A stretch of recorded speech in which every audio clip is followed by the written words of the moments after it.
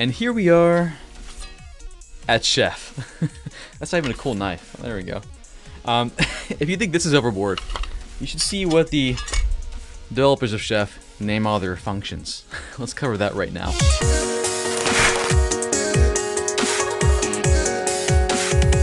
Now I have to admit, the strangest part about Chef and the fact that we're talking about it right now is that it really doesn't integrate with any Cisco environments right now. It did at one time integrate with Nexus, but currently it does not. So I'm guessing we're talking about this in the hopes that it will someday, or maybe there's plans, I don't know. But it still is one of the most advanced configuration management options out there for sysadmins, and it's really a huge fan favorite of developers. So whereas Ansible's all about us, network engineers, and also sysadmins, Puppet was for sysadmins, and now Chef, that's for the software guys and gals. Similar to Puppet, it also is written in Ruby, so it is Ruby based. But I will say this, it is the more complex option than any of the other options. Similar to Puppet and dissimilar from Ansible, it also requires an agent. Agent. So as of now, Ansible is the only agentless option officially. Now are you ready for some kitchen-based analogies and references? Buckle your seatbelt. So just like Puppet, we have a central server, and this is where the configuration, the automation, what we'll call recipes, I kid you not, here in a moment, this is where it lives. But differing from Puppet, and this is why developers just salivate over this, see, I'm keeping with a theme here, they also have the concept of a workstation node. That's my workstation node. You like it? And this might be a workstation of a developer, and it will have Chef tools installed. So Chef is installed here, and the developer comes up with recipes.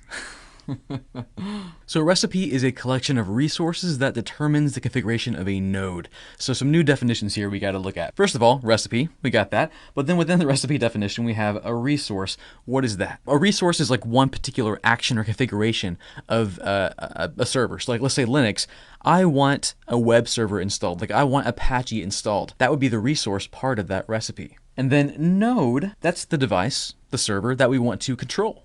So we'll say up here is our Linux node with our Chef agent installed.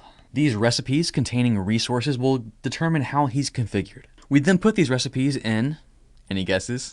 Any guesses? Come on. We put it into a cookbook. Of course we do. So we'll store our recipes inside a cookbook, which as you might imagine is a collection of recipes, just like a regular cookbook, except these things are recipes for servers. Delicious. This workstation will actually have what's called a Chef repo, basically a folder on their desktop that stores their recipes and their cookbooks, or their recipes inside their cookbooks. So now I have my Linux server that I've put together some recipes, and I put them in my cookbook, and I have just how I want them to be. How does he get that configuration? Well, I upload my recipes, my cookbook, to the central server, and another great reference, it's going to be on his bookshelf. The central Chef server has a bookshelf full of cookbooks. Now I have to say this because I think it's hilarious, but how the workstation interacts with the server, it's actually a tool called, hold on, where'd my stuff go? Oh, there it is. It's a tool called Knife. So this is dangerous. The workstation node interacts with the central server, uploading his cookbooks with a tool called Knife. Can I flip this? If I get hurt on this nugget, did it? Ooh, I'm not doing that again. And the last step in the process, the node installed on the Linux server, whenever he gets hungry, whenever he needs to make sure his configuration's perfect, he'll reach out to the server in a pull method, because much like Puppet, he's pull-based. He's not pushy. If you're hungry, come eat. So he pulls the configuration, pull, and that is Chef in a nutshell. Food, nuts, like that, that's right. So Chef, while it can't play with Cisco stuff at the moment, is pretty cool. Loved by software developers. It lives by its kitchen analogies. It's written in Ruby, and also the recipes in the cookbooks are written in Ruby.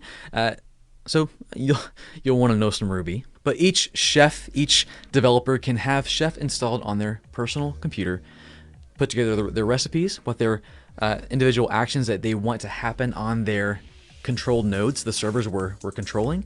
They put them into a cookbook, and they use a knife to upload them to the central server, and the central server is the place that, if the servers, when they get hungry, which they will reach out to the server in a pull method to pull down some configuration.